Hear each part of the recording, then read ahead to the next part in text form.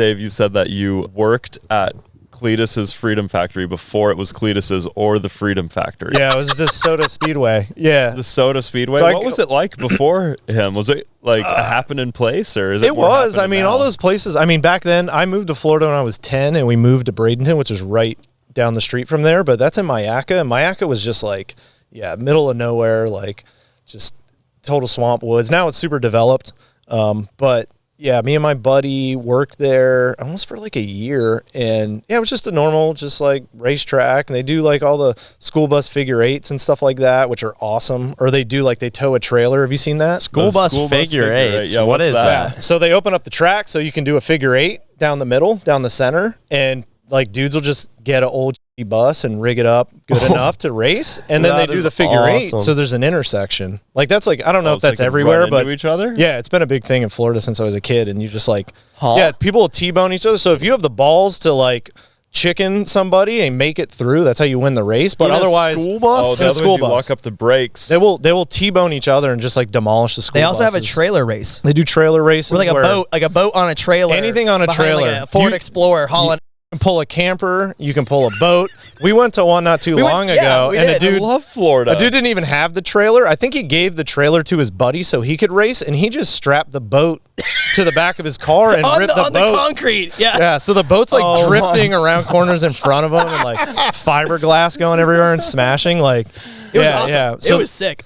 Yeah, so that was just like, it was just a racetrack. I don't know, normal growing up in Florida. Me and my buddy worked at the concession stand, and I ended up getting fired because there was this mean lady that she made you like try to give her tips because she cleaned the restroom or whatever, and it was fine, but she was like real nasty to us for some reason. So we took a hot dog bun and we deep fried it and like shaped it like a piece of and we poured chili on it, and we went in there and we put it on the toilet seat and smeared chili everywhere just to piss her off. And oh my God. Yeah, I got canned after that.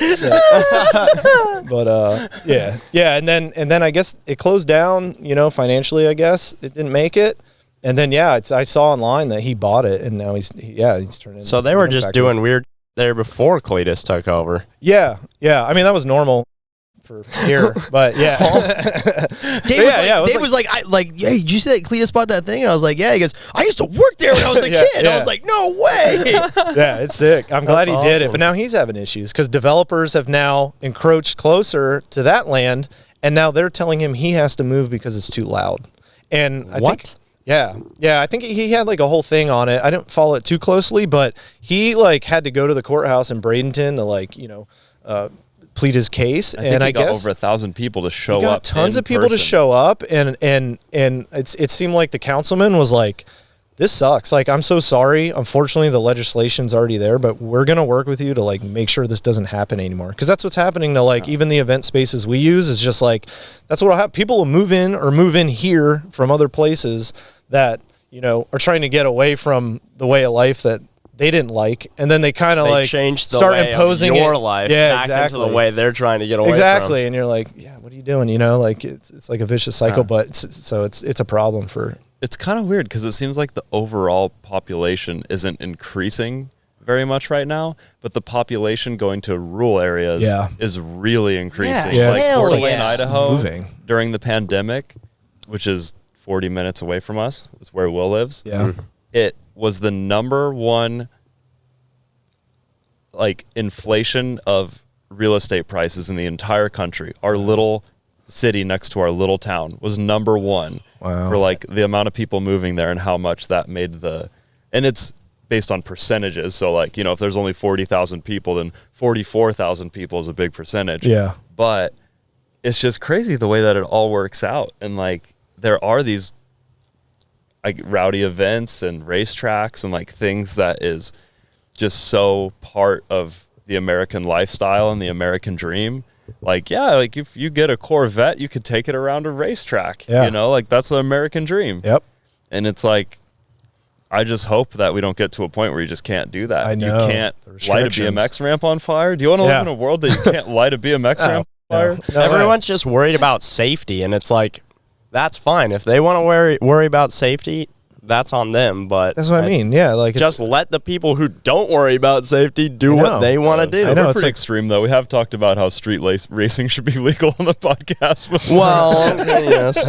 And people do die doing that. Yeah, I but mean, it's if you want to like- hurt yourself, great. Yeah. Don't hurt other people. But like, Yeah. like the seatbelt law, it's like, what are you talking about? If I don't want to wear a seatbelt, why do I have to wear a seatbelt? Like, you know, like what are you talking about? I like these guys. yeah, like Will I is just don't a like Florida that. man. He just had never Yeah. been here until this trip. But Yeah, every moment of every day, he's like, look at that. I love it here. Look at the roads. I Yeah. love it here. I can ride my motorcycle every day. Like, he is a Florida man. He's ready to go. yeah, man, yeah. The restrictions are relatively loose compared to the rest of the country. It's like I was telling you, like your vehicle's got brake lights, drive it down the highway. It's fine. Like as long as it's registered, like you're good to go. You can hand signal. You could be on a chassis with a motor. Like it flies. It's fine. Because why not? And Because why the hell you not? do need mud flaps and a driver's side mirror. That's what you need. Yeah, in Idaho. That's pretty good. We don't need mud flaps either. We don't need any mirrors. So we you don't can need have nothing. your We don't need a cars windshield. outside of your Ooh. truck. I mean, What's that? You'd have your tires like Yeah, outside of your truck without getting pulled Oh over. my god. Yeah, you should see the Joking? trucks right. Well, I have. I saw a Jeep where the tires were completely out of it. Yeah, they were like Oh, above yeah. the fenders somehow. Yeah, you should see it. Unfortunately, like I was saying, like my truck's in pieces. His is stuck out at Waldo. You guys But- both have trucks? Yeah. We lifted his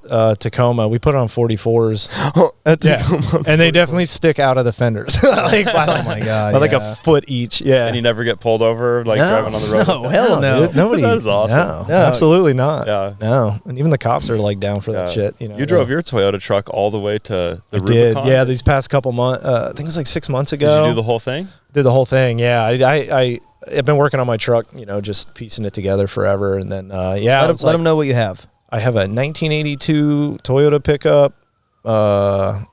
Yeah, just kind of built it like a rock crawler. And it was funny because when I got there, they're like, why do you have a rock crawler? You live in Florida. But it's just like the process of lifting it. I mean, that's how you would want to lift a truck, you know, to be functional anyways. I can still rip it through the mud. The only rock crawler thing is really I got the dual transfer cases, which you kind of need to go out there. And you drove that all the way? Drove it all the way there. Yeah. And I was just kind of like 22R. 22R. A 22R carbureted. Yeah. Those things are slow. They're slow as hell, and As hell. I mean, I can get it with a tailwind. I can in Florida, I can get 75, 80. You know, with some slight Where all the mods roads on are there. flat. Yeah, where the roads are flat, and then as soon as they're not, yeah, I was like going once we hit Colorado, yeah, it was bad, and I was like going up these grades at like in second gear, doing like 30, just like like people pissed off. That was like, probably harder than the actual Rubicon for you. yeah, it was a quest. Like, and in my head, I was like, It was definitely a quest. well, I'm just like, whatever. I don't have another truck. This is technically at the time was the only reliable vehicle I had. Like our house flooded during the last hurricane, and my wife's car floated away. So, but Really? Yeah. Man, Florida. That bro. just happened. yeah, my whole You house said that flooded. so casually, though. Yeah. The car floated Yeah, away. so at the time we hadn't replaced it. So I was like, yeah, and yeah, I kind of realized like, yeah, going there, I knew it would be crazy, but I'm like, in 1982, this was a full size truck. This is the nicest truck you could get. So this is how you'd have to do it. It's literally 40 years later. Yeah, but I was like, whatever. And yeah, like it definitely was nuts, and everybody was freaking out when I got there. Like, holy.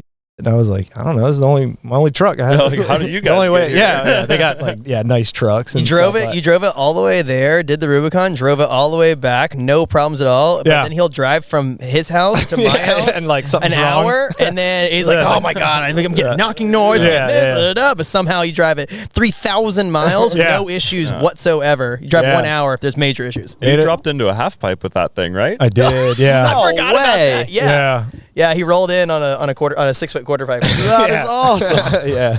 How did that feel? Was it like no problem, or did you It was feel good. like a little No, tippy at one it was point? perfect except my I left my hitch on and it caught on the way down and like it like sent my head up. At the time I still had a sunroof. I kind of deleted it, and it like you can see in the video like I shoot up and my head like pushes up through the sunroof. Like I almost blew out the glass with my head, but other than that, yeah, it was no big deal. Yeah. Man, that is so cool. Oh my gosh. Man.